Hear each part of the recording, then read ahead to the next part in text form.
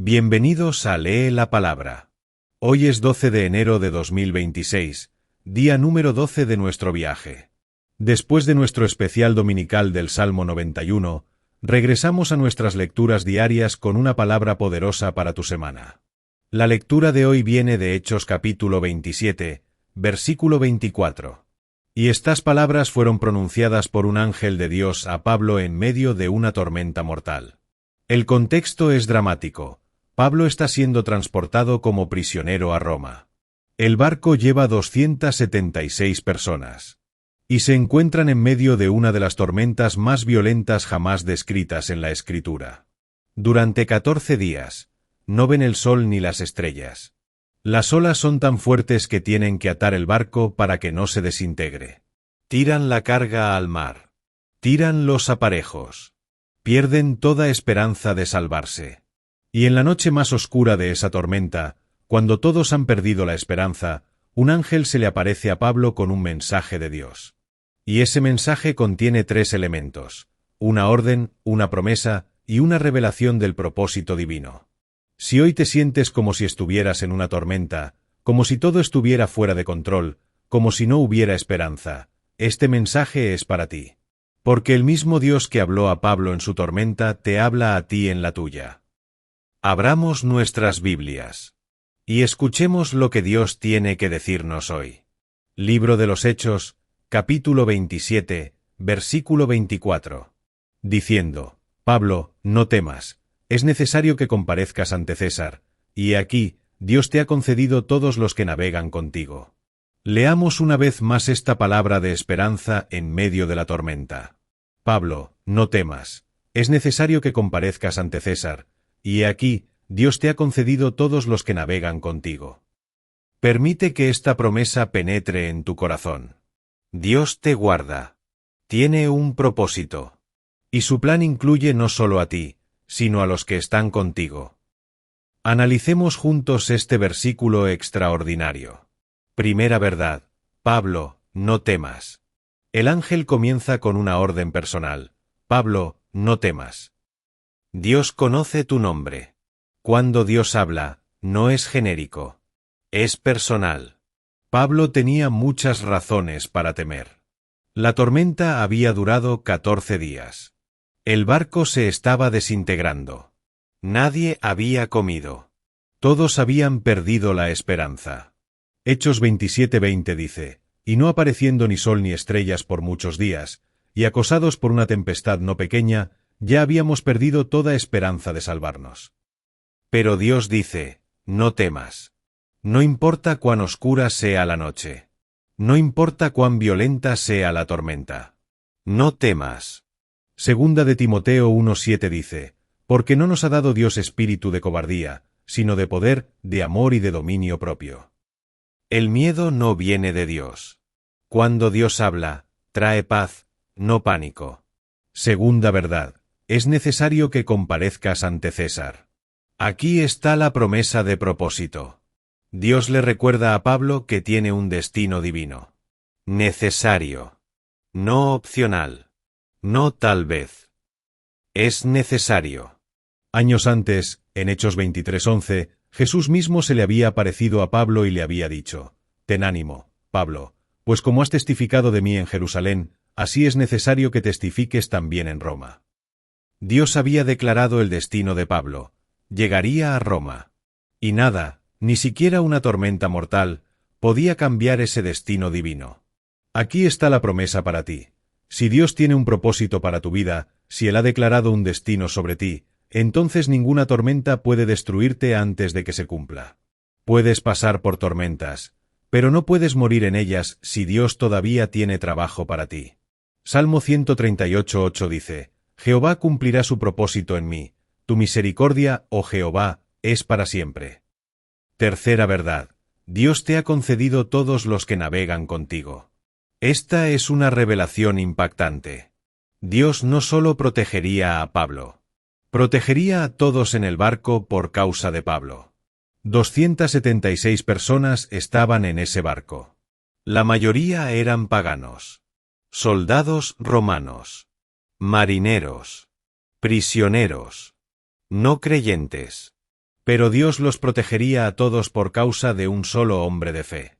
La palabra concedido en griego es charizomai, que significa dar gratuitamente, otorgar como favor. Dios estaba dando las vidas de todos esos hombres como un regalo a Pablo. Esto nos enseña algo profundo. Tu fe no solo te protege a ti, protege a los que están contigo. Tu relación con Dios no solo te beneficia a ti, beneficia a tu familia, a tus amigos, a tus compañeros de trabajo. Génesis 18, 23 al 32 muestra esto mismo.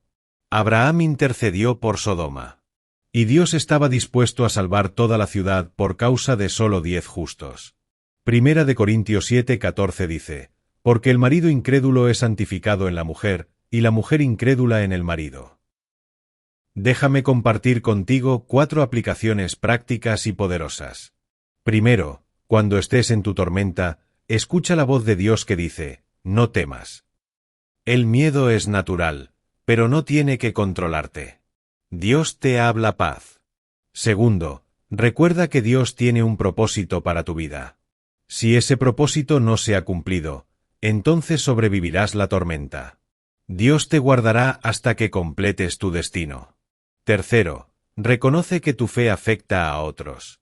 Los que están contigo se benefician de tu relación con Dios. Tu familia está protegida por tu fe. Tu hogar está cubierto por tu comunión con Dios. Cuarto, declara sobre tu vida y tu familia. Dios nos guarda. Tiene un propósito. Y cumplirá su plan. Al final, exactamente como Dios prometió, todos en el barco sobrevivieron. El barco se destruyó completamente. Pero ni una sola vida se perdió.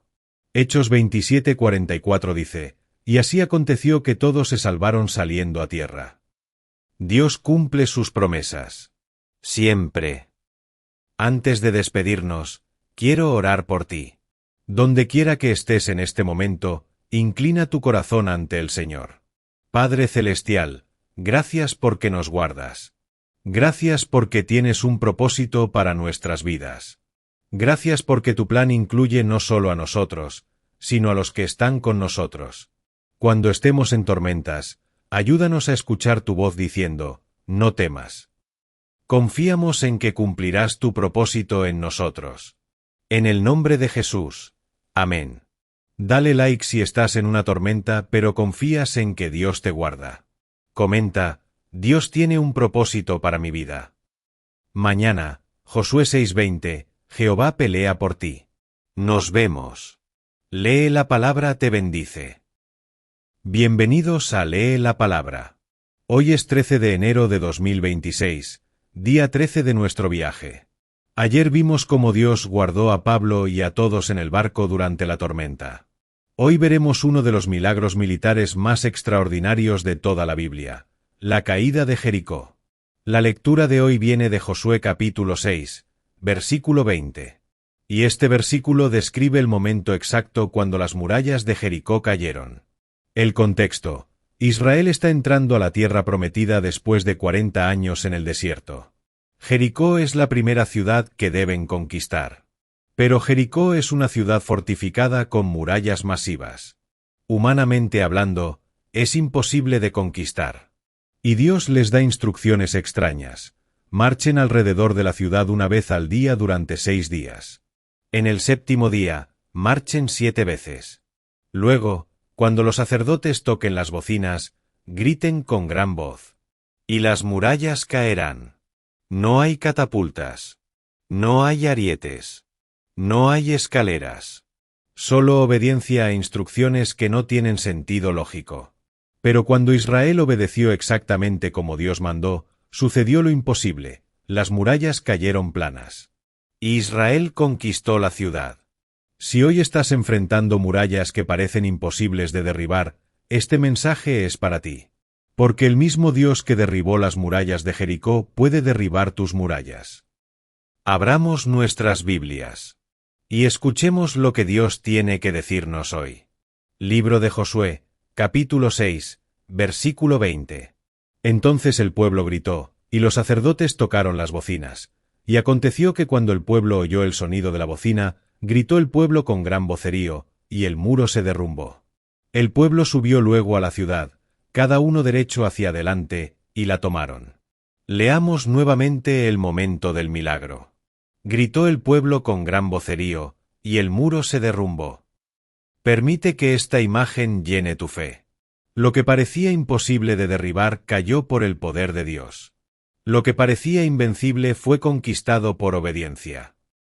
Analicemos juntos este versículo y la historia detrás de él. Primera verdad: obediencia a instrucciones ilógicas. Las instrucciones de Dios no tenían sentido militar. Ningún general en su sano juicio ordenaría a su ejército simplemente marchar alrededor de una ciudad fortificada.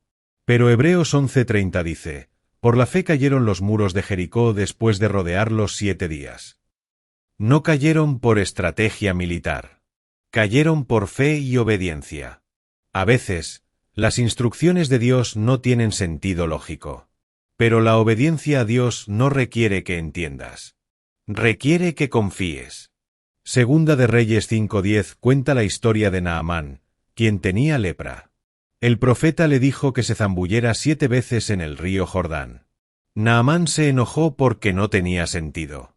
Pero cuando obedeció, fue sanado.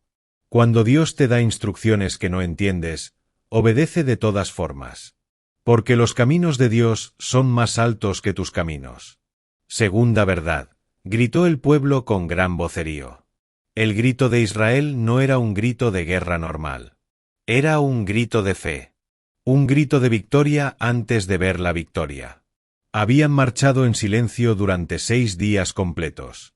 Josué 6:10 dice: y Josué mandó al pueblo, diciendo: vosotros no gritaréis, ni se oirá vuestra voz, ni saldrá palabra de vuestra boca. Silencio total. Pero en el momento designado, gritaron con toda su fuerza. Y ese grito declaró su fe en que Dios cumpliría su promesa.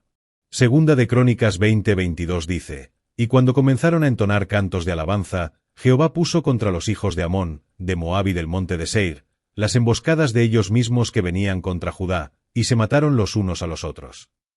Hay poder en el grito de fe. Hay poder en la alabanza declarativa. Cuando gritas victoria antes de verla, estás ejerciendo fe. Tercera verdad: y el muro se derrumbó. El muro no fue derribado por fuerza humana. Se derrumbó sobrenaturalmente. Los arqueólogos que han excavado Jericó encontraron evidencia de que las murallas cayeron hacia afuera, no hacia dentro como sería normal en un asedio. Cayeron de manera que formaron rampas por las cuales los israelitas pudieron subir directamente a la ciudad. Esto fue un milagro puro. Dios peleó por Israel. Dios derribó las murallas. Israel solo tuvo que obedecer y entrar. Éxodo 14:14 dice: Jehová peleará por vosotros, y vosotros estaréis tranquilos. Cuarta verdad: las murallas en tu vida. Cada uno de nosotros tiene murallas en nuestra vida. Obstáculos que parecen imposibles de superar. Problemas que parecen demasiado grandes para resolver. Puede ser una muralla de adicción. Una muralla de enfermedad. Una muralla de deuda. Una muralla de relaciones rotas. Una muralla de miedo o depresión. Y has intentado derribarla con tu propia fuerza. Has golpeado contra ella. Has tratado de escalarla. Has buscado maneras de rodearla.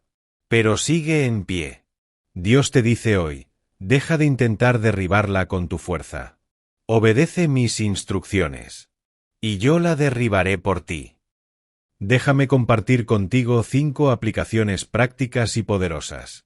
Primero, identifica las murallas en tu vida. ¿Qué obstáculo parece imposible de superar? Nómbralo. Reconócelo. Segundo, busca las instrucciones de Dios. ¿Qué te está pidiendo que hagas? Puede que no tenga sentido lógico, pero obedece de todas formas. Tercero, practica la obediencia persistente. Israel tuvo que marchar durante 7 días. No vieron resultados inmediatos, pero siguieron obedeciendo. A veces, Dios prueba tu persistencia antes de darte la victoria. Cuarto, cuando Dios diga ahora, grita con fe. Declara victoria antes de verla. Alaba a Dios por lo que está a punto de hacer. Quinto, confía en que Dios derribará tus murallas sobrenaturalmente. No tienes que hacerlo con tu fuerza. Él peleará por ti. Antes de despedirnos, quiero orar por ti. Donde quiera que estés en este momento, inclina tu corazón ante el Señor. Jehová de los ejércitos, tú eres el Dios que derriba murallas. Las murallas de Jericó cayeron ante tu poder. Y las murallas en nuestras vidas caerán también. Ayúdanos a obedecer tus instrucciones, aunque no las entendamos. Ayúdanos a persistir en obediencia. Y cuando sea el momento, ayúdanos a gritar con fe. Confiamos en que tú peleas por nosotros. En el nombre de Jesús. Amén. Dale like si tienes murallas que necesitan caer. Comenta qué muralla específica y añade, pero Dios la derribará. Mañana, Isaías 53:5, herido por nuestras rebeliones. Nos vemos. Lee la palabra te bendice. Bienvenidos a Lee la palabra. Hoy es 14 de enero de 2026, día 14 de nuestro viaje. Hoy llegamos a uno de los versículos más profundos y más importantes de toda la Biblia. Un versículo que revela el corazón mismo del Evangelio. Un versículo que explica por qué Jesús tuvo que morir. La lectura de hoy viene de Isaías capítulo 53, versículo 5. Y este capítulo fue escrito 700 años antes de que Jesús naciera. Pero describe su muerte en la cruz con detalles tan precisos que parece un testimonio de un testigo ocular. Isaías 53 es llamado el capítulo del siervo sufriente. Y el versículo 5 es el corazón de ese capítulo. Porque explica no solo qué le sucedió a Jesús, sino por qué tuvo que suceder. Jesús no murió como mártir. No murió como víctima. No murió por sus propios pecados. Murió como sustituto. Murió en tu lugar. Recibió el castigo que tú merecías para que tú pudieras recibir el perdón que él merecía. Este versículo es doloroso de leer, porque habla de heridas, de sufrimiento, de castigo. Pero es el versículo más hermoso de toda la Escritura, porque esas heridas trajeron tu sanidad. Ese sufrimiento trajo tu paz. Ese castigo trajo tu perdón. Si nunca has entendido completamente lo que Jesús hizo por ti en la cruz, este mensaje te lo explicará. Y si ya lo sabes, este mensaje profundizará tu gratitud. Abramos nuestras Biblias y escuchemos lo que Dios tiene que decirnos hoy. Libro de Isaías, capítulo 53, versículo 5. Mas el herido fue por nuestras rebeliones, molido por nuestros pecados. El castigo de nuestra paz fue sobre él, y por su llaga fuimos nosotros curados. Leamos una vez más este versículo precioso y doloroso. Mas el herido fue por nuestras rebeliones, molido por nuestros pecados.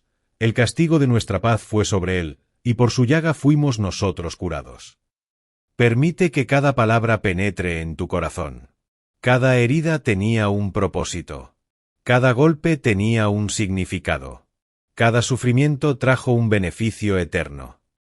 Analicemos juntos este versículo que cambió la historia de la humanidad. Primera verdad, más él. El versículo comienza con un contraste, más él. En el contexto, Isaías acaba de describir en el versículo 4 cómo la gente pensaba que Jesús estaba siendo castigado por Dios por sus propios pecados. Ciertamente llevó él nuestras enfermedades, y sufrió nuestros dolores, y nosotros le tuvimos por azotado, por herido de Dios y abatido. La gente veía a Jesús en la cruz y pensaba, debe haber hecho algo terrible para merecer esto. Pero versículo 5 corrige ese malentendido, mas el herido fue por nuestras rebeliones. No por sus pecados, por los nuestros. Él era inocente. Nosotros éramos culpables. Pero él tomó nuestro lugar. Segunda de Corintios 5:21 dice, al que no conoció pecado, por nosotros lo hizo pecado, para que nosotros fuésemos hechos justicia de Dios en él. Segunda verdad, herido fue por nuestras rebeliones. La palabra herido en hebreo es chalal, que significa perforado, traspasado, mortalmente herido. Esta es una descripción exacta de la crucifixión, donde clavos perforaron sus manos y pies, y una lanza traspasó su costado. Juan 19:34 dice: Pero uno de los soldados le abrió el costado con una lanza, y al instante salió sangre y agua. Y nota, fue por nuestras rebeliones. No sus rebeliones. Las nuestras. La palabra rebeliones en hebreo es pesa, que significa transgresión, rebelión, revuelta. No son errores accidentales. Son violaciones intencionales de la ley de Dios. Es rebelión consciente contra Dios. Cada vez que pecas, no es solo un error. Es rebelión contra un Dios santo. Y esa rebelión merece castigo. Pero Jesús fue herido por esa rebelión. Él recibió las heridas que tú merecías. Tercera verdad, molido por nuestros pecados. Molido en hebreo es daka, que significa aplastado, quebrantado, pulverizado. Es una palabra aún más fuerte que herido. Habla de sufrimiento extremo. Jesús no solo fue herido superficialmente. Fue completamente quebrantado. Isaías 53:10 dice: Con todo eso, Jehová quiso quebrantarlo, sujetándole a padecimiento. Y nota la razón: por nuestros pecados. La palabra pecados es avon en hebreo, que significa iniquidad, culpa, castigo por pecado. Mientras rebeliones enfatiza la naturaleza de nuestras acciones, pecados enfatiza la culpa que resulta de esas acciones.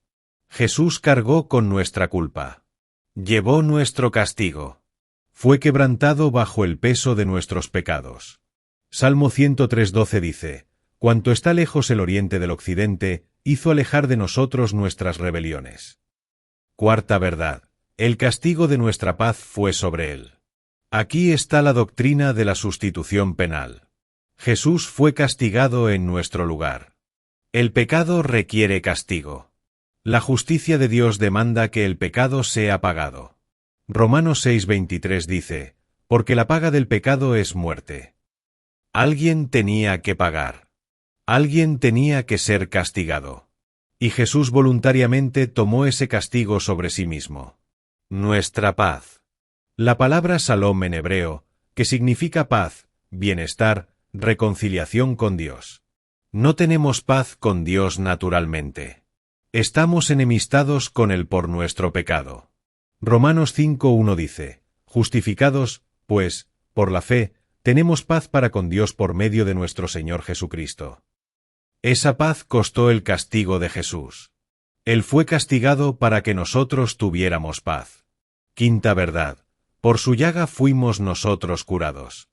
Llaga en hebreo es chaburá, que significa golpe, marca de golpe, herida. El singular es significativo. No dice llagas sino llaga. Puede referirse a todas las heridas como una sola, o específicamente a las marcas de los látigos en su espalda. Antes de la crucifixión, Jesús fue azotado. El látigo romano tenía múltiples cuerdas con pedazos de metal y hueso en las puntas. Cada golpe arrancaba carne. A menudo, las víctimas morían solo por el azotamiento. Mateo 27:26 dice: Entonces le soltó a Barrabás, y habiendo azotado a Jesús, le entregó para ser crucificado. Y dice: Por su llaga fuimos nosotros curados. Primera de Pedro 2:24 dice: ¿Quién llevó él mismo nuestros pecados en su cuerpo sobre el madero, para que nosotros, estando muertos a los pecados, vivamos a la justicia, y por cuya herida fuisteis sanados? La herida de Jesús trajo nuestra sanidad. No solo sanidad física, aunque eso está incluido. Principalmente sanidad espiritual. Sanidad de la enfermedad del pecado. Sanidad de la separación de Dios. Déjame compartir contigo 5 aplicaciones prácticas y poderosas. Primero, reconoce la gravedad de tu pecado. No lo minimices. No lo justifiques. Tu pecado es rebelión contra Dios. Y requería el sufrimiento de Jesús. Segundo, acepta el sacrificio de Jesús. Él fue herido por ti. Molido por ti. Castigado por ti. No rechaces ese regalo tan costoso. Tercero, agradece diariamente por lo que Jesús hizo. Nunca lo des por sentado. Él sufrió lo indecible para darte paz con Dios. Cuarto, vive en la libertad de esa sanidad. No vivas en culpa. No vivas en condenación. Por su llaga fuiste curado. Estás perdonado. Estás libre. Quinto, comparte esta buena noticia. Si Jesús murió por todos, entonces todos necesitan saber lo que hizo por ellos. Antes de despedirnos, quiero orar por ti. Donde quiera que estés en este momento, inclina tu corazón ante el Señor. Señor Jesús, no hay palabras para agradecer lo que hiciste por nosotros. Fuiste herido por nuestras rebeliones, molido por nuestros pecados. El castigo de nuestra paz fue sobre ti. Por tu llaga fuimos curados. Perdona nuestra ingratitud. Perdona cuando damos por sentado tu sacrificio. Ayúdanos a vivir en la libertad de tu perdón. En tu nombre precioso. Amén. Dale like si estás agradecido por lo que Jesús hizo en la cruz. Comenta, por su llaga fui curado. Mañana, Mateo 17:2, la gloria de Cristo. Nos vemos. Lee la palabra te bendice. Bienvenidos a Lee la palabra. Hoy es 15 de enero de 2026, día 15 de nuestro viaje. Hoy llegamos a uno de los momentos más extraordinarios del ministerio de Jesús en la tierra. Un momento donde el velo de su humanidad se corrió por un instante y 3 de sus discípulos vieron su verdadera gloria. Un momento que cambiaría para siempre la manera en que entendían quién era realmente su maestro. La lectura de hoy viene de Mateo capítulo 17, versículo 2. Y este evento, conocido como la Transfiguración, es uno de los testimonios más poderosos de la divinidad de Cristo. Pedro, Santiago y Juan fueron testigos de algo que nunca olvidarían. Algo que Pedro recordaría décadas después en su segunda carta, diciendo, «Fuimos testigos oculares de su majestad». Durante 3 años, los discípulos habían caminado con Jesús. Lo habían visto sanar enfermos, resucitar muertos, calmar tormentas. Pero en este monte, vieron algo diferente. Vieron quién era él realmente antes de venir a la tierra. Vieron su gloria divina sin filtro. Este momento no fue casualidad. Jesús acababa de anunciar su muerte en Jerusalén. Los discípulos estaban confundidos, algunos hasta molestos. ¿Cómo podía el Mesías hablar de morir? Necesitaban ver que la cruz no sería el final. Necesitaban ver que detrás del sufrimiento había gloria eterna. Si alguna vez has dudado de quién es Jesús, si alguna vez te has preguntado si realmente vale la pena seguirlo, si alguna vez las pruebas te han hecho cuestionar su poder, este mensaje te mostrará la gloria del Cristo que servimos. El mismo que caminó en Galilea es el mismo que resplandece con la gloria de Dios. Abramos nuestras Biblias y escuchemos lo que Dios tiene que decirnos hoy. Evangelio según San Mateo, capítulo 17, versículo 2. Y se transfiguró delante de ellos, y resplandeció su rostro como el sol, y sus vestidos se hicieron blancos como la luz. Leamos una vez más este versículo que revela la gloria divina de Cristo. Y se transfiguró delante de ellos, y resplandeció su rostro como el sol, y sus vestidos se hicieron blancos como la luz. Permite que estas palabras pinten la imagen en tu mente. Los discípulos vieron algo que ningún ojo humano había visto antes. La gloria del Hijo de Dios revelada en todo su esplendor. Analicemos juntos este versículo que nos muestra quién es realmente Jesucristo. Primera verdad, se transfiguró delante de ellos. La palabra transfiguró viene del griego metamorpo, de donde obtenemos la palabra metamorfosis. Es una transformación completa de forma. No fue un cambio superficial. No fue una ilusión. Fue una revelación de su verdadera naturaleza divina. Durante su ministerio terrenal, Jesús había velado su gloria. Filipenses 2:6-7 dice, el cual, siendo en forma de Dios, no estimó el ser igual a Dios como cosa a que aferrarse, sino que se despojó a sí mismo, tomando forma de siervo. Pero en este monte, por un momento precioso, esa gloria se manifestó. No era que Jesús recibiera algo nuevo. Era que lo que siempre había estado allí se hizo visible. Como encender una luz que siempre ha existido. Y dice delante de ellos. Los discípulos no leyeron sobre esto. No lo escucharon de segunda mano. Lo vieron. Fueron testigos directos. Segunda de Pedro 1:16 dice: porque no os hemos dado a conocer el poder y la venida de nuestro Señor Jesucristo siguiendo fábulas artificiosas, sino como habiendo visto con nuestros propios ojos su majestad. Segunda verdad, resplandeció su rostro como el sol. Imagina ver el rostro de alguien que amas transformarse delante de tus ojos. No un brillo suave, no una luz tenue, sino resplandecer como el sol, la fuente de luz más brillante que conocemos. En las Escrituras, la luz siempre representa la presencia de Dios. Cuando Moisés bajó del monte Sinaí después de estar con Dios, su rostro también resplandecía.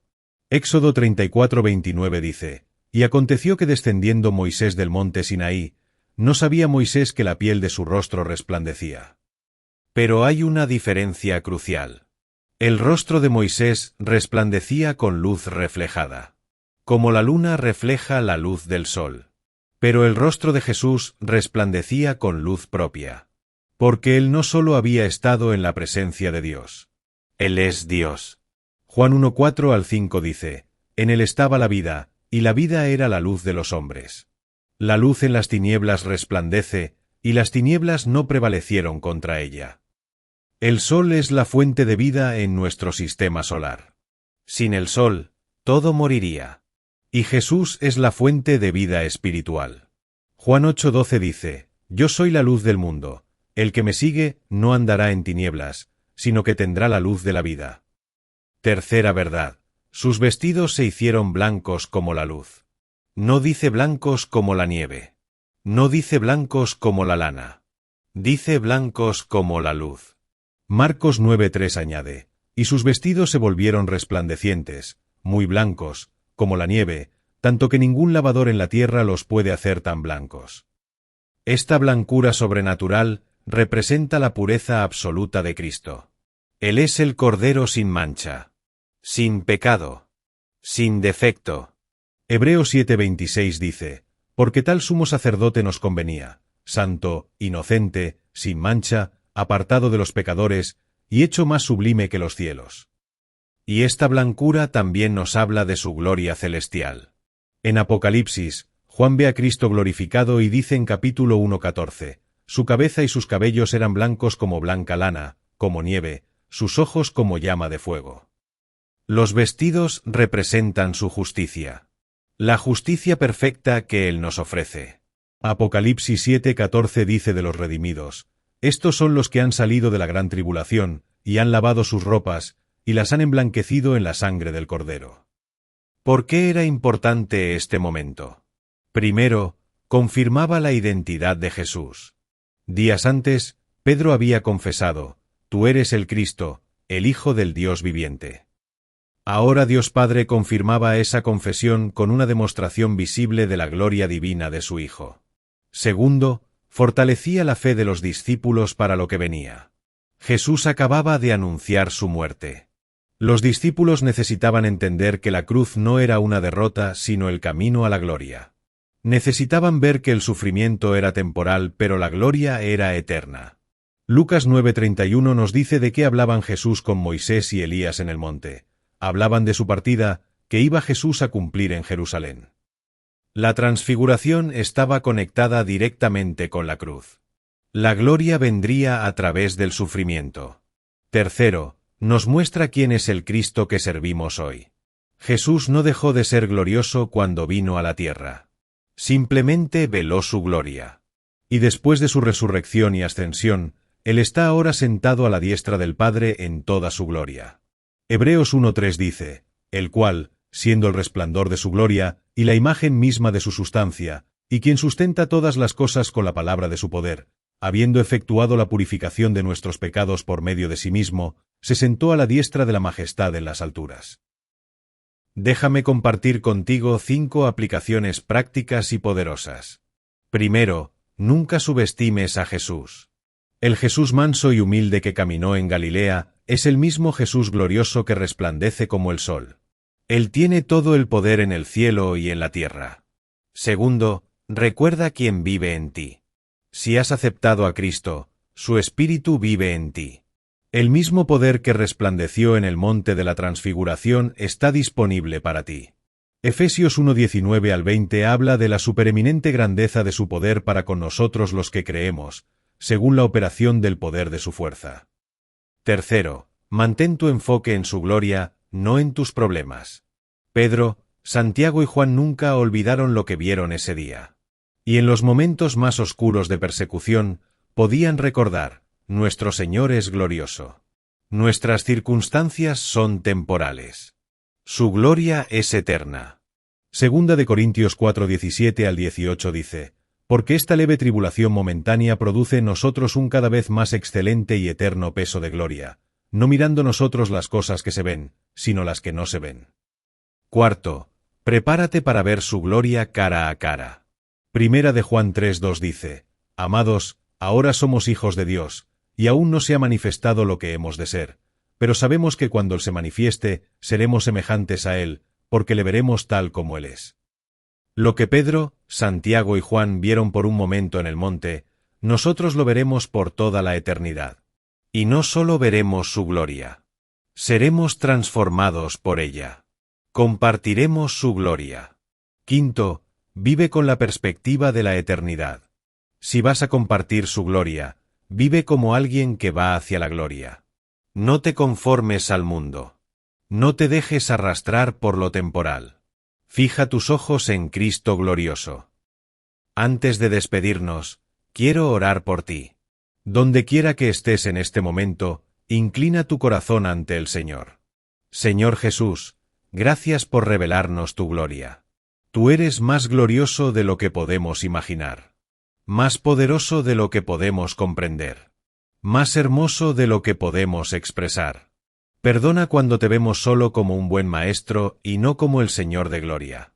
Ayúdanos a vivir cada día con la visión de tu gloria en nuestros corazones, sabiendo que un día te veremos cara a cara. En tu nombre glorioso. Amén. Dale like si crees que Jesús es el Señor de gloria. Comenta: Jesús es mi luz. Mañana, Daniel 3:17, Dios nos libra. Nos vemos. Lee la palabra te bendice. Bienvenidos a Lee la palabra. Hoy es 16 de enero de 2026, día 16 de nuestro viaje. Hoy llegamos a una de las historias más poderosas de fe y valentía en toda la Biblia. Una historia que nos muestra qué significa confiar en Dios cuando todo está en tu contra. Una historia donde 3 jóvenes arriesgaron todo por no comprometer su fe. La lectura de hoy viene de Daniel capítulo 3. Versículo 17. Y esta historia sucede en Babilonia, el imperio más poderoso de su tiempo. 3 jóvenes hebreos, Sadrac, Mesac y Abednego, enfrentaban una decisión imposible: adorar la estatua del rey o morir quemados vivos. No era una amenaza vacía. El horno estaba encendido. El fuego estaba ardiendo. La multitud estaba mirando. Y el rey Nabucodonosor, conocido por su crueldad, había dado la orden. Todo lo que tenían que hacer era inclinarse por un momento. Nadie los juzgaría. Era por supervivencia. Era lógico. Pero estos 3 jóvenes entendían algo que muchos cristianos hoy han olvidado: que hay cosas más importantes que la vida misma. Que la lealtad a Dios no se negocia. Que es mejor morir con integridad que vivir con compromiso. Y en el momento de máxima presión, cuando el rey les dio una última oportunidad de salvarse, ellos pronunciaron una de las declaraciones de fe más poderosas jamás registradas. Palabras que han inspirado a millones de creyentes a través de los siglos. Palabras que necesitamos escuchar hoy. Si alguna vez has sentido presión por comprometer tu fe. Si alguna vez te has preguntado si realmente vale la pena obedecer a Dios cuando te cuesta todo. Si alguna vez has dudado si Dios realmente puede librarte. Este mensaje es para ti. Abramos nuestras Biblias y escuchemos lo que Dios tiene que decirnos hoy. Libro del profeta Daniel, capítulo 3, versículo 17. He aquí nuestro Dios a quien servimos puede librarnos del horno de fuego ardiendo. Leamos una vez más esta declaración de fe inquebrantable. He aquí nuestro Dios a quien servimos puede librarnos del horno de fuego ardiendo. Permite que estas palabras penetren en tu corazón. Esta no es fe ciega. No es esperanza vacía. Es confianza absoluta en el poder de Dios para librar a los que confían en Él. Analicemos juntos este versículo que nos enseña qué es la fe verdadera. Primera verdad, he aquí. El versículo comienza con he aquí. Esta expresión es un llamado de atención. Es como decir, escucha con cuidado. Presta atención a lo que voy a decir. No es una respuesta apresurada. No es una reacción emocional. Es una declaración meditada, firme, decidida. Estos jóvenes no estaban actuando por impulso. Habían pensado profundamente en su fe. Habían contado el costo. Y habían decidido que Dios valía más que sus propias vidas. En un mundo donde las decisiones se toman por emoción o conveniencia, estos jóvenes nos enseñan a tener convicciones profundas. Convicciones por las cuales estás dispuesto a morir. Segunda verdad, nuestro Dios. Dicen nuestro Dios, no el Dios o un Dios. Es personal. Es relacional. Es íntimo. Ellos tenían una relación personal con el Dios Todopoderoso. Esto es fundamental. No basta conocer acerca de Dios. Debes conocer a Dios. No basta estudiar teología. Debes tener una relación viva con el Creador del universo. Juan 17:3 dice, y esta es la vida eterna, que te conozcan a ti, el único Dios verdadero, y a Jesucristo, a quien has enviado. Cuando enfrentas el fuego, necesitas más que doctrina. Necesitas una relación. Necesitas saber que el Dios en quien confías es tu Dios. Que te conoce. Que te ama. Que está contigo. Y nota, dijeron nuestro Dios, no mi Dios.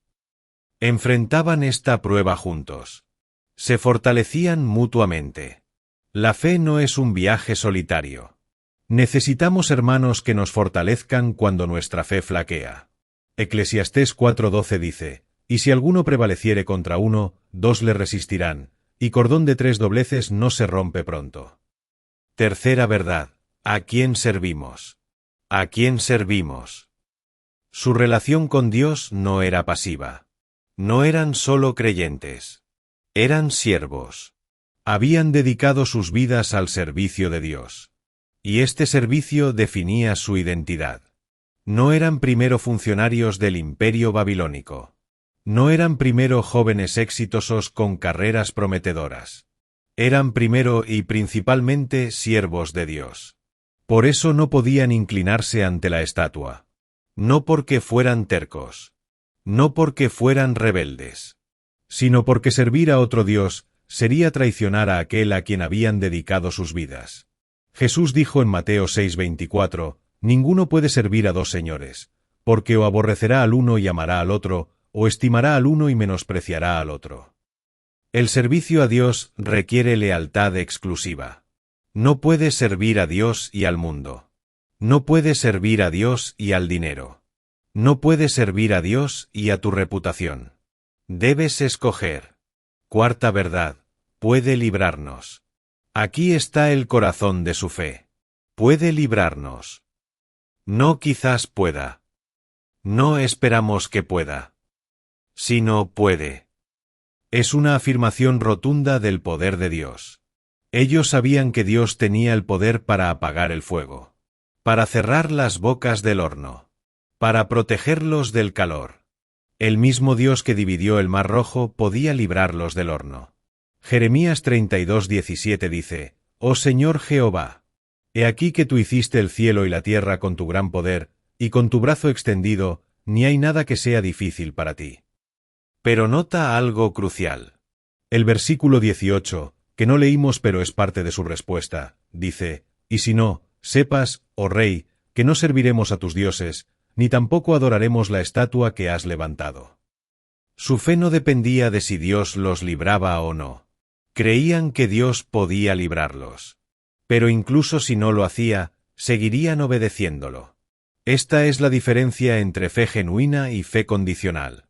La fe condicional dice, obedeceré a Dios si Él hace lo que quiero. La fe genuina dice, Obedeceré a Dios sin importar el resultado, porque Él es digno de mi lealtad. Job dijo en capítulo 13:15, He aquí, aunque Él me matare, en Él esperaré. Eso es fe verdadera. Quinta verdad, del horno de fuego ardiendo. El versículo no minimiza la amenaza. No dice del horno tibio. Dice del horno de fuego ardiendo. Era un peligro real. Una amenaza mortal. Un sufrimiento horrible. Daniel 3:19 nos dice, Entonces Nabucodonosor se llenó de ira, y se demudó el aspecto de su rostro contra Sadrach, Mesach y Abednego, y ordenó que el horno se calentase 7 veces más de lo acostumbrado. El fuego estaba tan caliente que mató a los soldados que arrojaron a los 3 jóvenes al horno. Versículo 22 dice, Y como la orden del rey era apremiante, y lo habían calentado mucho, la llama del fuego mató a aquellos que habían alzado a Sadrach, Mesach y Abednego. Pero aquí está lo asombroso. Los 3 jóvenes cayeron atados en medio del fuego. Y cuando el rey miró, vio 4 hombres caminando en medio del fuego, sin ataduras. Versículo 25 dice, Y he aquí yo veo 4 varones sueltos, que se pasean en medio del fuego sin sufrir ningún daño, y el aspecto del cuarto es semejante a hijo de los dioses. Dios no solo los libró. Dios entró al fuego con ellos. No estaban solos en su sufrimiento. Dios estaba presente en medio de su prueba. Isaías 43:2 dice, Cuando pases por las aguas, yo estaré contigo, y si por los ríos, no te anegarán. Cuando pases por el fuego, no te quemarás, ni la llama arderá en ti. Déjame compartir contigo 5 aplicaciones prácticas y poderosas. Primero, desarrolla convicciones profundas antes de enfrentar el fuego. Estos jóvenes no decidieron qué creer cuando estaban frente al horno. Ya lo habían decidido. Ya sabían por qué creían lo que creían. ¿Qué crees? ¿Por qué lo crees? ¿Estás dispuesto a morir por ello? Si no, probablemente no lo crees realmente. Decide hoy qué es no negociable en tu fe. Segundo, recuerda que Dios puede librarte. No importa cuán grande sea tu problema. No importa cuán imposible parezca tu situación. Nuestro Dios puede librar. ¿Enfrentas una enfermedad?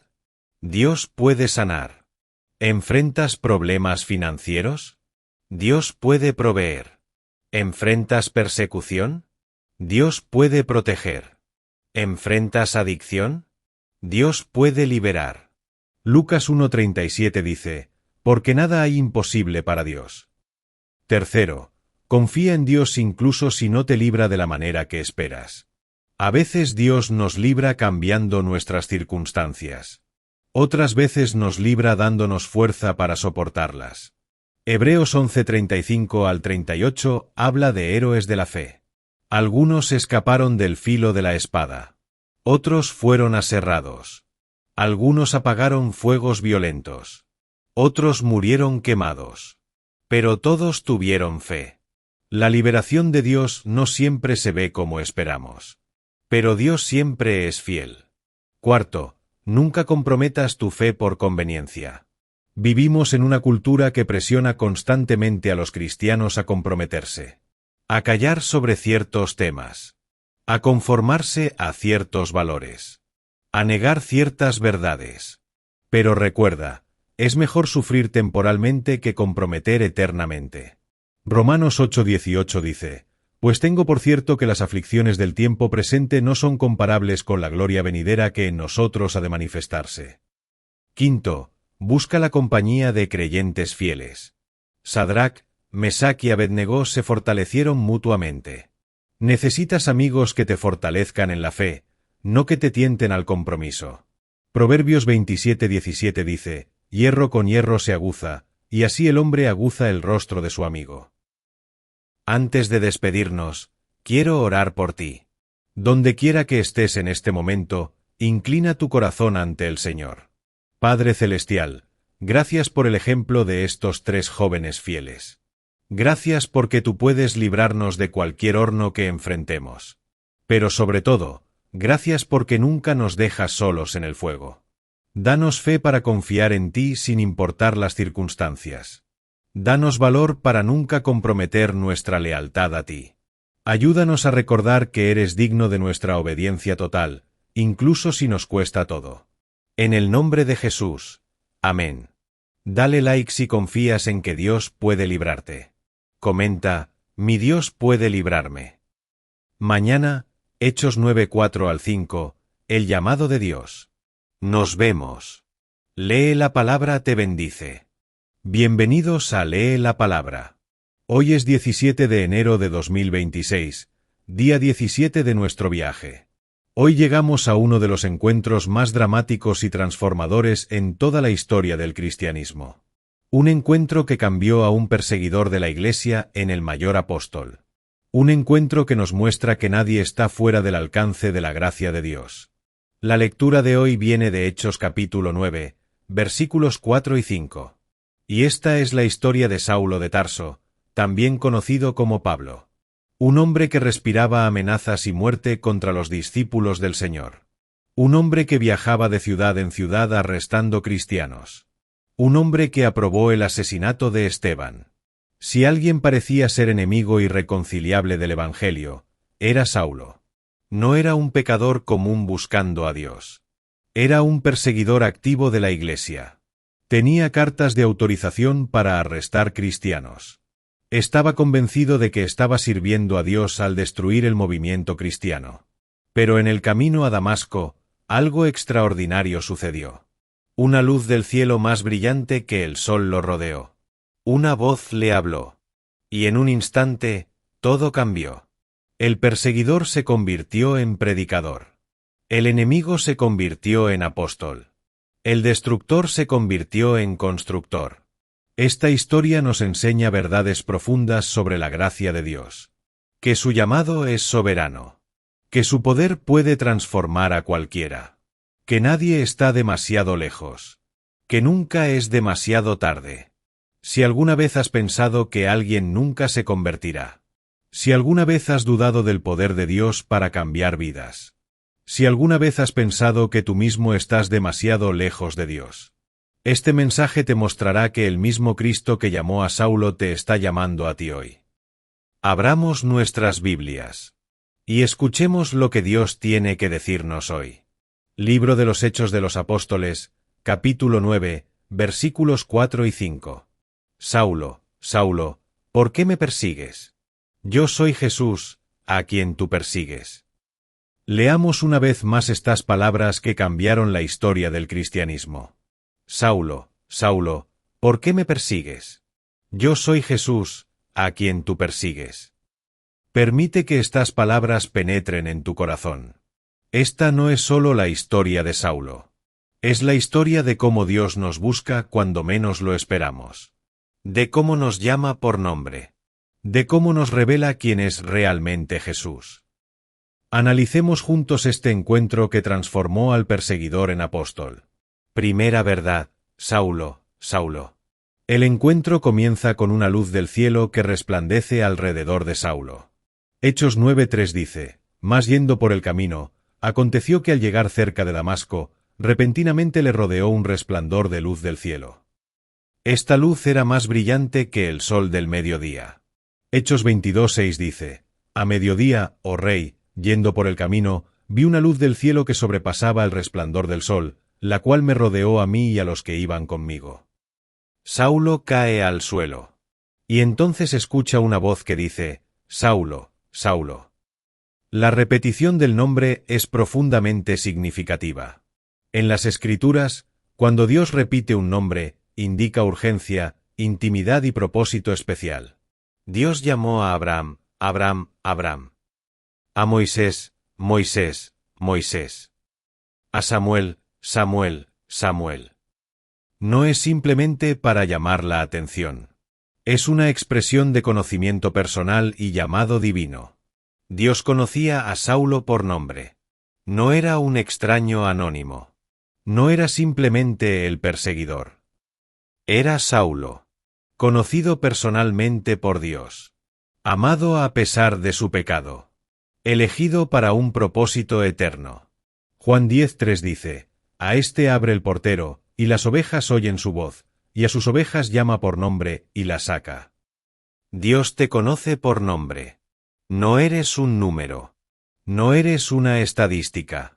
Eres conocido, amado, llamado por el Dios del universo. Isaías 43:1 dice, no temas, porque yo te redimí, te puse nombre, mío eres tú. Segunda verdad, ¿por qué me persigues? Luego viene una pregunta que debe haber sacudido a Saulo hasta lo más profundo. ¿Por qué me persigues? Esta pregunta es profunda en múltiples niveles. Primero, establece una identificación directa entre Cristo y su Iglesia. Saulo creía estar persiguiendo a seguidores descarriados de un impostor muerto. Pero Cristo le revela, cuando persigues a mis seguidores, me persigues a mí. Esta es una verdad fundamental sobre la Iglesia. No somos simplemente un club religioso. No somos solo personas con creencias similares. Somos el cuerpo de Cristo en la tierra. Lo que se hace a los creyentes, se hace a Cristo mismo. Mateo 25:40 dice, en cuanto lo hicisteis a uno de estos mis hermanos más pequeños, a mí lo hicisteis. Si persigues a un cristiano, persigues a Cristo. Si sirves a un cristiano, sirves a Cristo. Si amas a un cristiano, amas a Cristo. Estamos unidos a Él de manera inseparable. Segundo, la pregunta ¿por qué? No busca información. Cristo sabía por qué Saulo lo perseguía. La pregunta busca provocar reflexión. Busca que Saulo examine sus motivaciones. Busca que se dé cuenta de la irracionalidad de su persecución.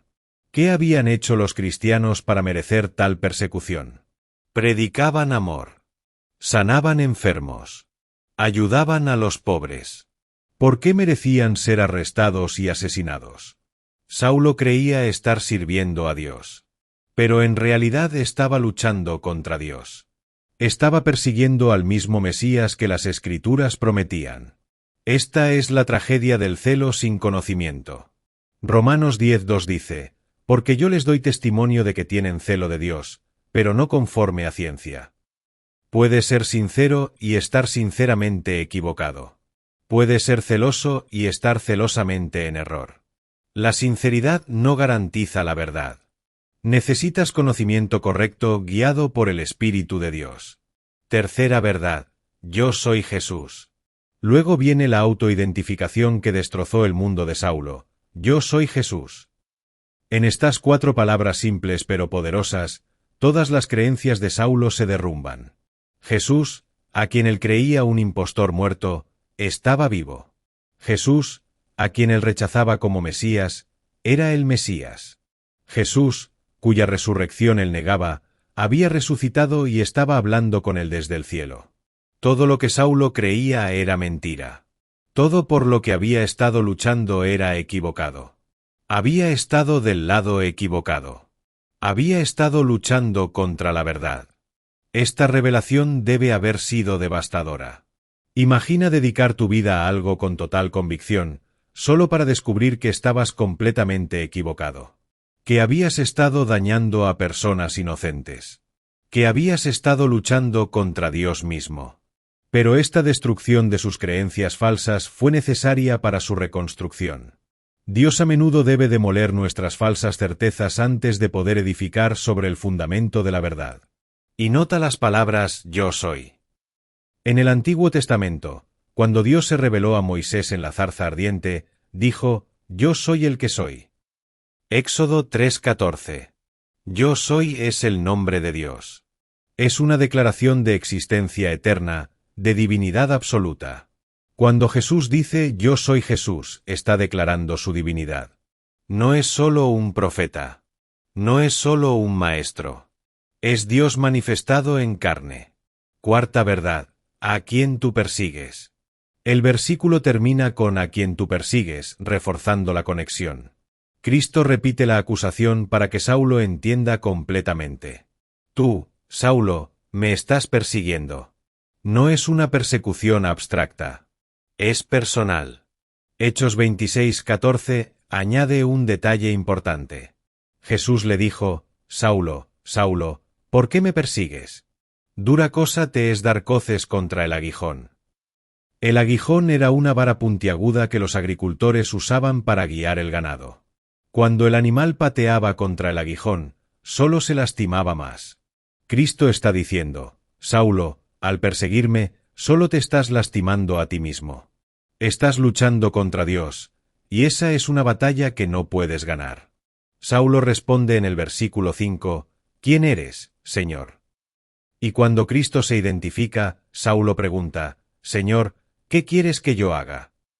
En un instante, Saulo pasa de perseguidor a seguidor, de enemigo a siervo, de destructor a constructor. Esta es la transformación que solo Dios puede hacer. Lecciones profundas de este encuentro. Primero, el llamado de Dios es soberano. Saulo no estaba buscando a Dios. Dios lo buscó a él. Romanos 9:15 al 16 dice, Pues a Moisés dice, Tendré misericordia del que yo tenga misericordia, y me compadeceré del que yo me compadezca. Así que no depende del que quiere, ni del que corre, sino de Dios que tiene misericordia. No llegamos a Dios por nuestra propia búsqueda. Dios nos busca primero. Juan 15:16 dice, No me elegisteis vosotros a mí, sino que yo os elegí a vosotros. Segundo, nadie está fuera del alcance de la gracia de Dios. Saulo parecía el candidato menos probable para la salvación. Respiraba amenazas. Aprobó asesinatos. Arrestaba cristianos. Pero Dios lo salvó. Dios lo transformó. Dios lo usó poderosamente.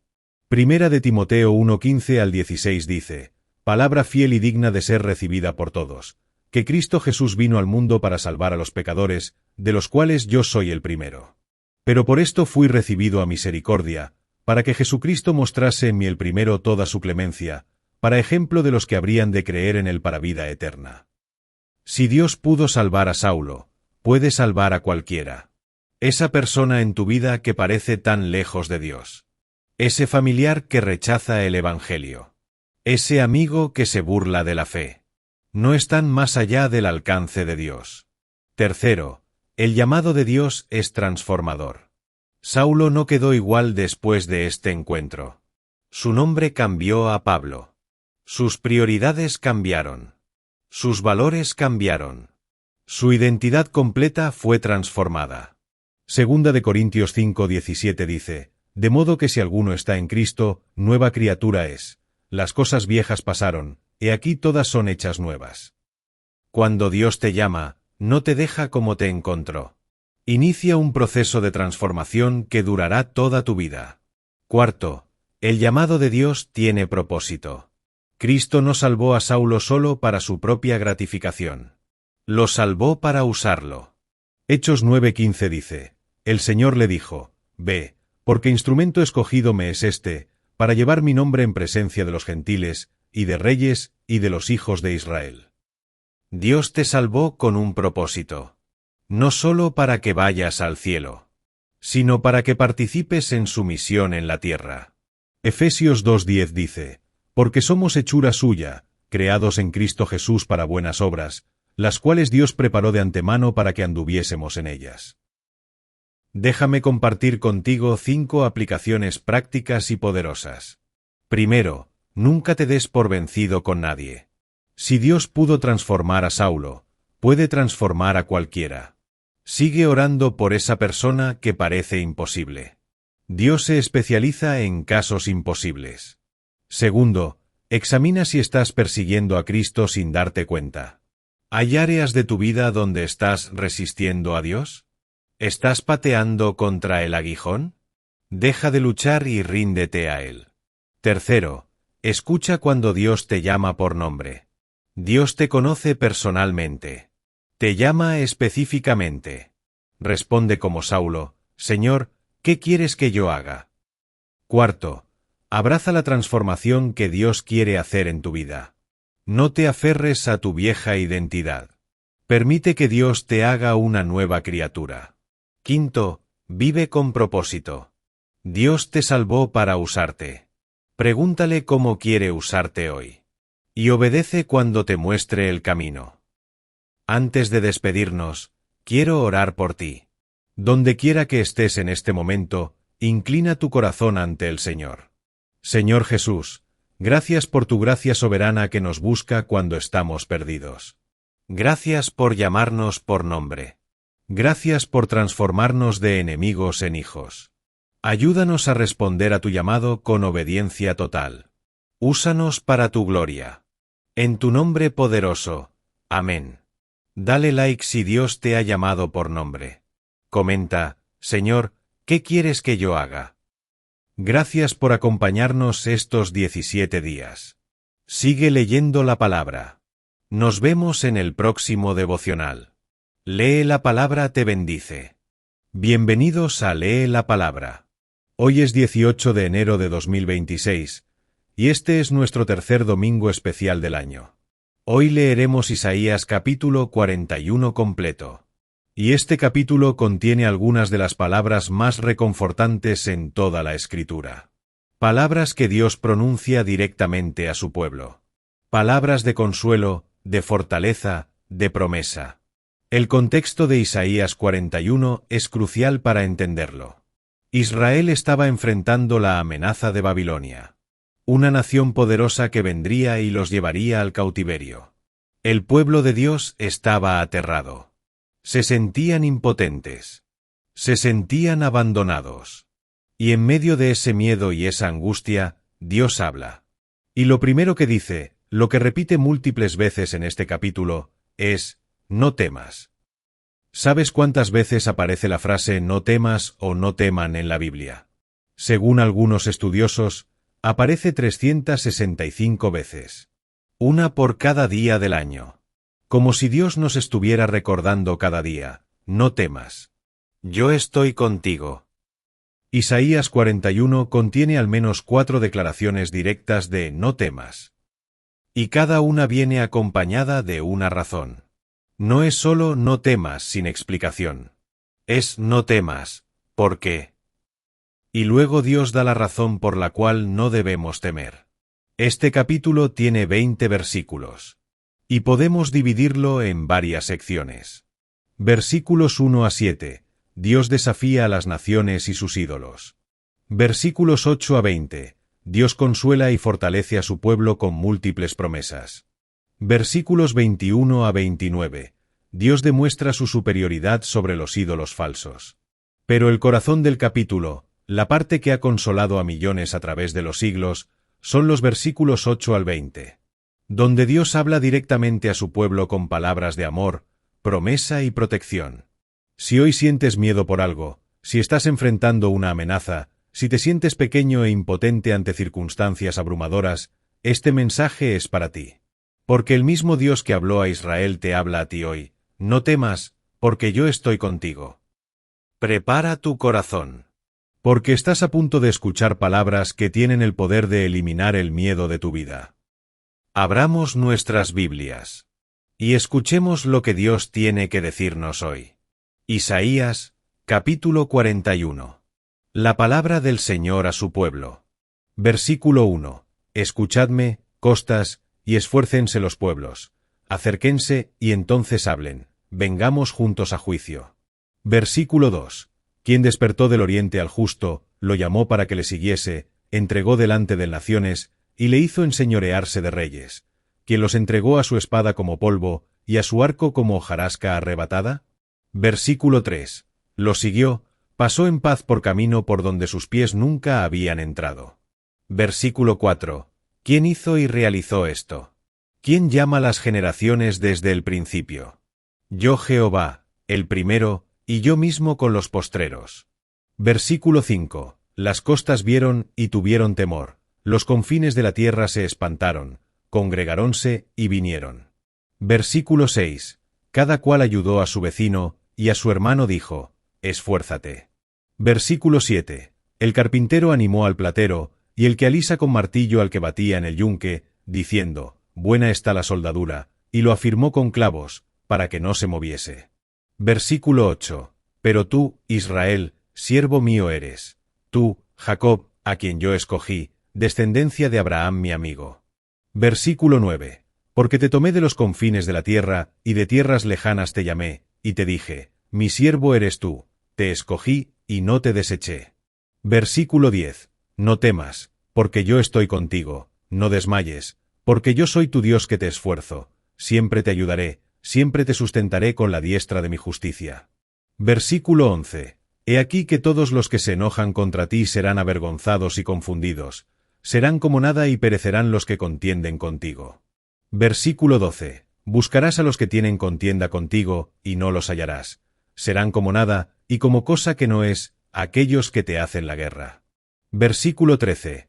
Porque yo Jehová soy tu Dios, quien te sostiene de tu mano derecha, y te dice, no temas, yo te ayudo.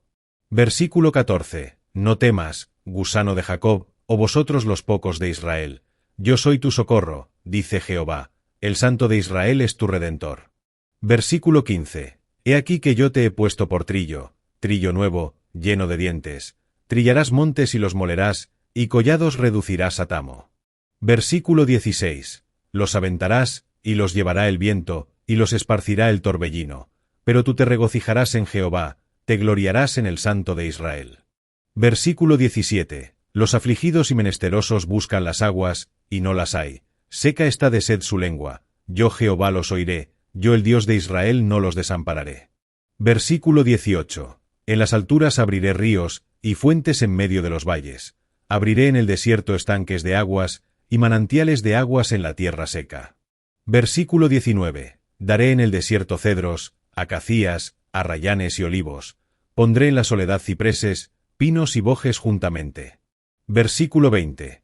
Para que vean y conozcan, y adviertan y entiendan todos, que la mano de Jehová hace esto, y que el Santo de Israel lo creó. Versículo 21. Alegad por vuestra causa, dice Jehová, presentad vuestras pruebas, dice el Rey de Jacob. Versículo 22. Traigan, anunciénos lo que ha de venir, dígannos lo que ha pasado desde el principio, y pondremos nuestro corazón en ello, sepamos también su postrimería, y hacednos entender lo que ha de venir. Versículo 23. Dadnos nuevas de lo que ha de ser después, para que sepamos que vosotros sois dioses, o a lo menos haced bien, o mal, para que tengamos que contar, y juntamente nos maravillemos. Versículo 24. He aquí que vosotros sois nada, y vuestras obras vanidad. Abominación es el que os escogió. Versículo 25. Del norte levanté a uno, y vendrá. Del nacimiento del sol llamará en mi nombre, y hollará príncipes como lodo, y como pisa el barro el alfarero. Versículo 26. ¿Quién lo anunció desde el principio, para que sepamos, o de tiempo atrás, y diremos, ¿es justo? Cierto, no hay quien anuncie, sí, no hay quien enseñe, ciertamente no hay quien oiga vuestras palabras. Versículo 27. Yo soy el primero que he enseñado estas cosas a Sión, y a Jerusalén daré un mensajero de alegres nuevas. Versículo 28. Miré, y no había ninguno, y pregunté de estas cosas, y ningún consejero hubo, les pregunté, y no respondieron palabra.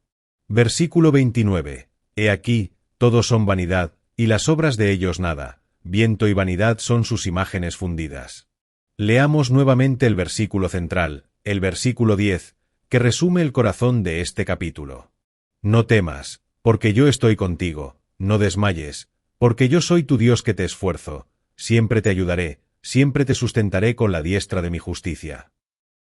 Ahora analicemos juntos este capítulo extraordinario, enfocándonos especialmente en las promesas de los versículos 8 al 20. Versículos 1 a 7. El desafío de Dios a las naciones. Los primeros 7 versículos establecen el contexto. Dios está desafiando a las naciones y sus ídolos. Escuchadme, costas. Las costas representan las naciones lejanas, las tierras más allá del mar. Dios está llamando a todas las naciones a escuchar. ¿Quién despertó del oriente al justo?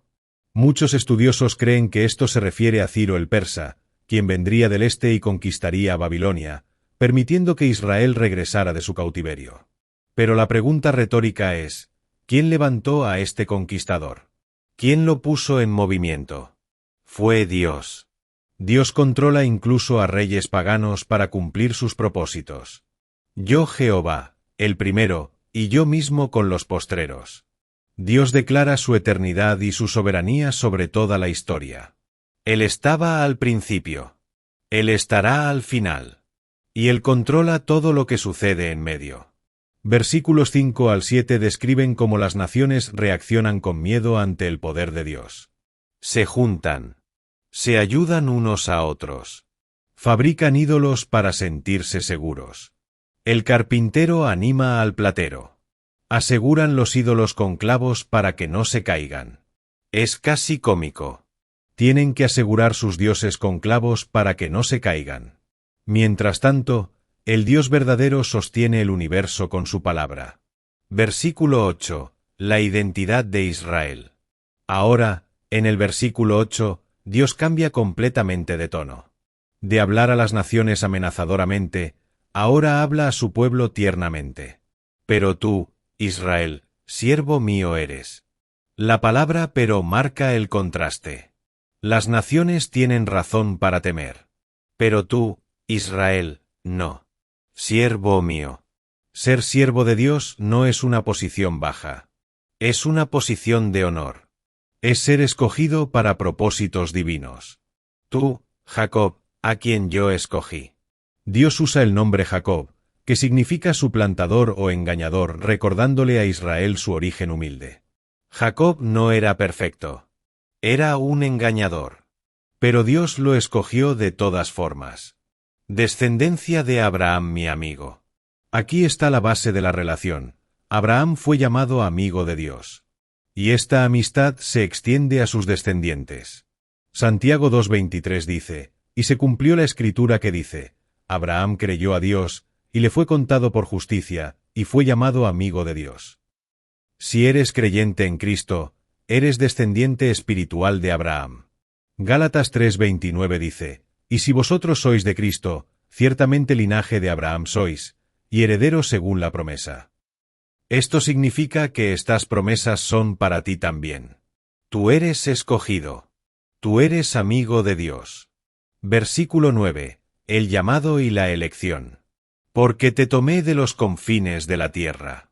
Dios fue a buscarte. No te encontró por accidente. Te buscó intencionalmente.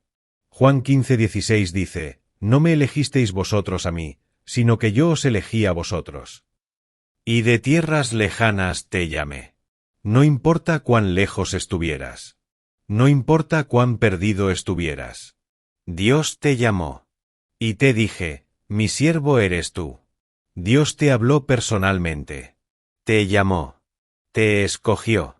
Te identificó como suyo. Te escogí, y no te deseché. Aquí está una promesa poderosa. Dios no te desecha. No te rechaza. No te abandona.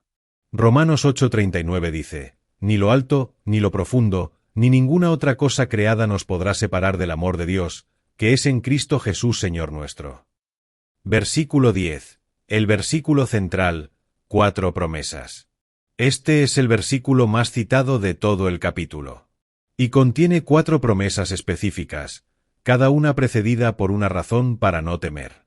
Primera promesa, no temas, porque yo estoy contigo.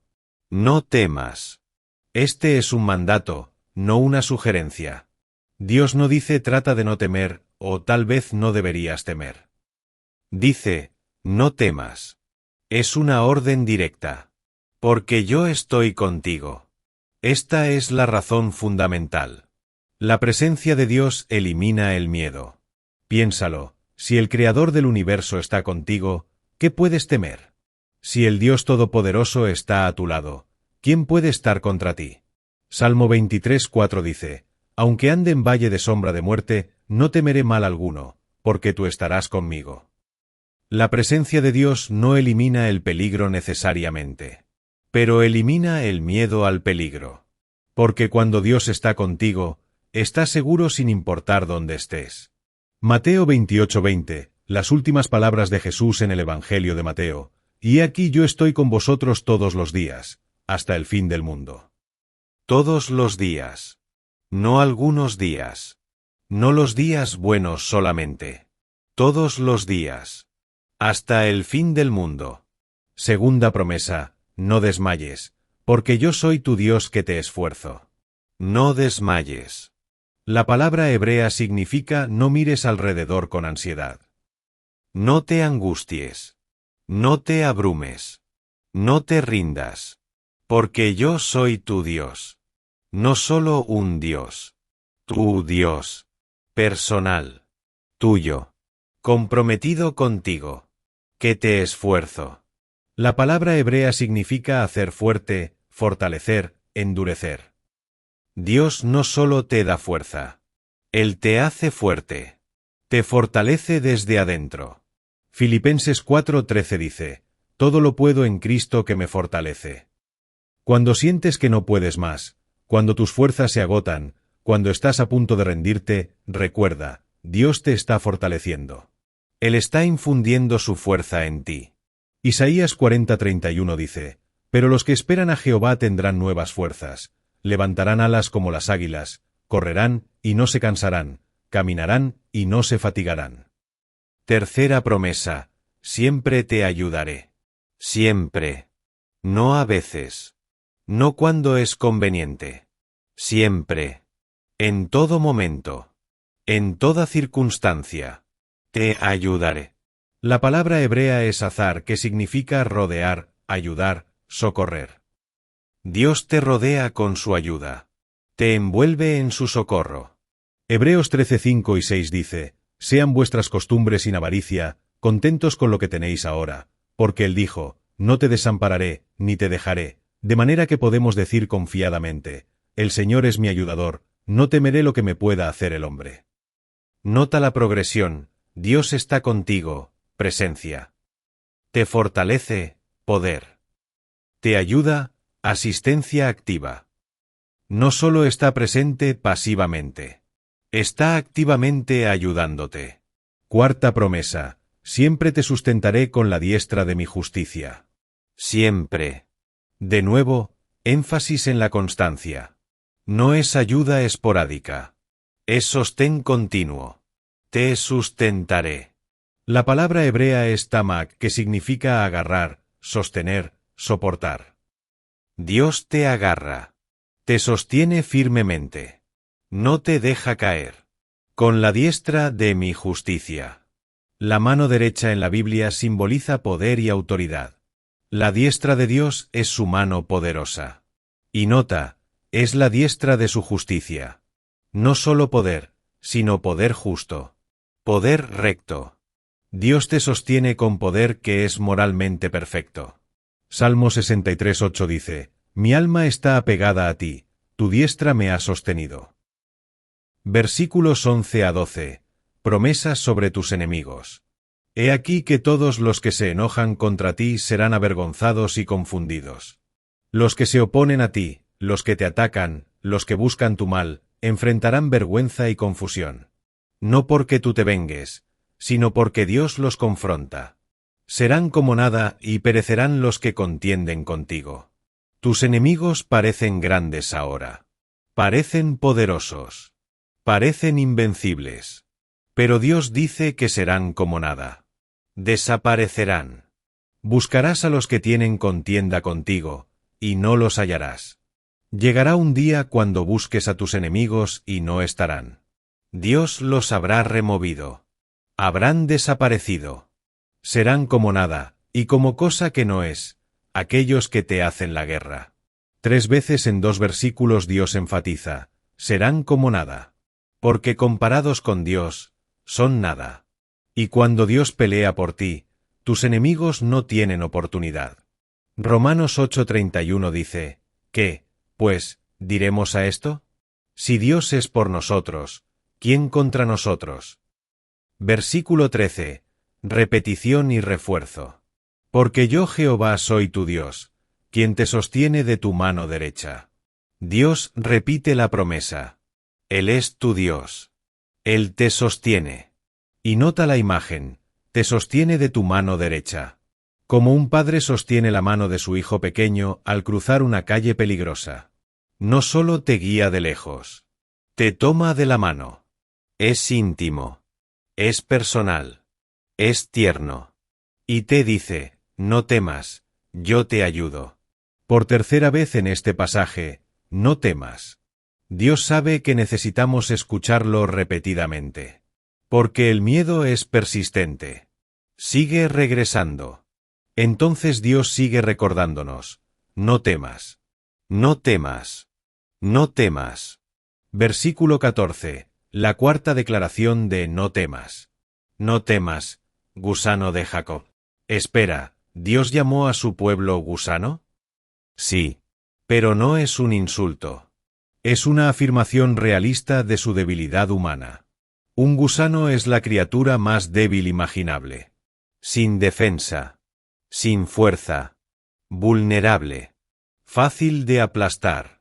Pero aquí está el punto. Incluso si eres débil como un gusano, no necesitas temer. Porque tu fuerza no viene de ti. Viene de Dios. Segunda de Corintios 12, 9 y 10 dice: y me ha dicho: bástate mi gracia, porque mi poder se perfecciona en la debilidad. Por tanto, de buena gana me gloriaré más bien en mis debilidades, para que repose sobre mí el poder de Cristo. Oh vosotros los pocos de Israel. No solo son débiles como gusanos. También son pocos en número. Pequeños. Insignificantes según estándares mundanos. Pero Dios no necesita grandes números. Necesita corazones fieles. Yo soy tu socorro, dice Jehová, el Santo de Israel es tu Redentor. Dos títulos de Dios aquí. Tu socorro, el que te ayuda, te auxilia, te rescata. Tu Redentor, el que te compra de regreso, te libera, te restaura. Job 19:25 dice: yo sé que mi Redentor vive, y al fin se levantará sobre el polvo. Versículos 15 a 16. De gusano a trillo. He aquí que yo te he puesto por trillo, trillo nuevo, lleno de dientes. Aquí está la transformación, de gusano a trillo. De la criatura más débil a una herramienta agrícola poderosa. Un trillo era un instrumento usado para separar el grano de la paja. Tenía dientes afilados de metal o piedra. Era fuerte. Era efectivo. Era poderoso. Dios dice: así como te veías a ti mismo, débil como un gusano. Así es como yo te veo, fuerte como un trillo. Trillarás montes y los molerás. Montes representan obstáculos grandes, problemas masivos, oposición aparentemente inamovible. Pero cuando Dios te convierte en trillo, incluso los montes son reducidos a polvo bajo tu autoridad. Y collados reducirás a tamo. Tamo es la paja que se separa del grano. Es inútil. Es soplado por el viento. Tus problemas, que parecían montañas, serán reducidos a tamo. A nada. Soplados por el viento de Dios. Los aventarás, y los llevará el viento. No solo los vences. Los aventas. Los lanzas al aire. Y el viento se los lleva. Desaparecen completamente. Pero tú te regocijarás en Jehová, te gloriarás en el Santo de Israel. El resultado final no es que te gloríes en tu victoria. Es que te gloríes en Dios. Porque fue Él quien te convirtió de gusano en trillo. Fue Él quien te dio la victoria. Versículos 17 a 20. Provisión en el desierto. Los afligidos y menesterosos buscan las aguas, y no las hay, seca está de sed su lengua. Esta es la condición humana sin Dios. Sed. Necesidad. Búsqueda desesperada. Y no encontrar nada. Yo Jehová los oiré, yo el Dios de Israel no los desampararé. Pero Dios escucha. Dios responde. Dios no abandona. En las alturas abriré ríos, y fuentes en medio de los valles. Dios promete hacer lo imposible. Ríos en las alturas, donde normalmente no hay agua. Fuentes en los valles secos. Abriré en el desierto estanques de aguas, y manantiales de aguas en la tierra seca. El desierto se convierte en oasis. La tierra seca fluye con agua. Lo que era muerte se convierte en vida. Esta es una imagen de lo que Dios hace espiritualmente. Toma vidas secas y las llena con el agua viva del Espíritu Santo. Juan 7:37 y 38 dice: En el último y gran día de la fiesta, Jesús se puso en pie y alzó la voz, diciendo: Si alguno tiene sed, venga a mí y beba. El que cree en mí, como dice la Escritura, de su interior correrán ríos de agua viva. Daré en el desierto cedros, acacías, arrayanes y olivos. No solo agua, sino árboles. Vida abundante. Crecimiento. Belleza. Fruto. Pondré en la soledad cipreses, pinos y bojes juntamente. La soledad se convierte en bosque. El lugar vacío se llena de vida. Lo estéril produce abundancia. Para que vean y conozcan, y adviertan y entiendan todos, que la mano de Jehová hace esto. El propósito de toda esta provisión milagrosa, que todos reconozcan que fue Dios. Que su mano hizo esto. Que Él es real. Que Él es poderoso. Que Él cumple sus promesas. Versículos 21 a 29. Dios desafía a los ídolos. Los últimos versículos regresan al tema del principio, Dios desafiando a los ídolos falsos. Alegad por vuestra causa, dice Jehová, presentad vuestras pruebas, dice el Rey de Jacob. Dios básicamente dice, presenten su caso. Muestren lo que sus dioses pueden hacer. Traigan, anuncienos lo que ha de venir, dígannos lo que ha pasado desde el principio. Profetiza el futuro. Explica el pasado.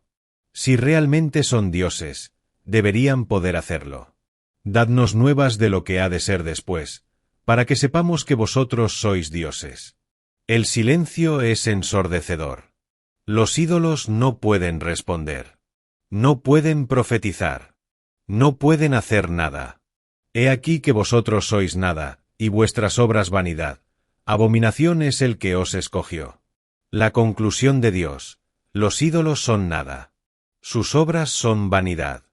Y los que los adoran han hecho una elección abominable. Yo soy el primero que he enseñado estas cosas a Sión. Solo el Dios verdadero puede revelar verdad. Solo Él conoce el futuro. Solo Él controla la historia. He aquí, todos son vanidad, y las obras de ellos nada, viento y vanidad son sus imágenes fundidas. El capítulo termina donde comenzó, con la afirmación de que solo Jehová es Dios. Todo lo demás es vanidad. Déjame compartir contigo 6 aplicaciones prácticas y poderosas. Primero, reconoce tu identidad. Eres escogido por Dios. Eres su siervo. Eres descendiente espiritual de Abraham, amigo de Dios. Segundo, acepta tu debilidad. Eres débil como un gusano. Pero eso está bien. Porque Dios se especializa en fortalecer a los débiles. Tercero, declara sobre tu vida: no temo, porque Dios está conmigo. No desmayo, porque Él es mi Dios que me fortalece. Él me ayuda. Él me sostiene. Cuarto, confía en que Dios convertirá tus montañas en tamo. Los problemas que parecen inamovibles serán removidos por el poder de Dios. Quinto, espera la provisión de Dios. Él puede abrir ríos en alturas. Puede crear fuentes en desiertos. Puede proveer donde parece imposible. Sexto, rechaza los ídolos modernos. Cualquier cosa en la que confíes más que en Dios es un ídolo. Dinero. Posición. Personas. Dios solo merece tu confianza completa. Antes de despedirnos, quiero orar por ti. Donde quiera que estés en este momento, inclina tu corazón ante el Señor. Jehová, Dios de Israel, Santo Redentor, te damos gracias porque nos escogiste. Gracias porque no nos desechas. Gracias porque estás con nosotros. Declaramos sobre nuestras vidas: no temeremos, porque tú estás con nosotros. No desmayaremos, porque tú eres nuestro Dios que nos fortalece. Tú nos ayudas. Tú nos sostienes con la diestra de tu justicia. Gracias porque nuestros enemigos serán avergonzados. Gracias porque nuestros montes serán reducidos a tamo. Gracias porque abres ríos en alturas y fuentes en desiertos. Tú eres el único Dios verdadero. Solo en ti confiamos.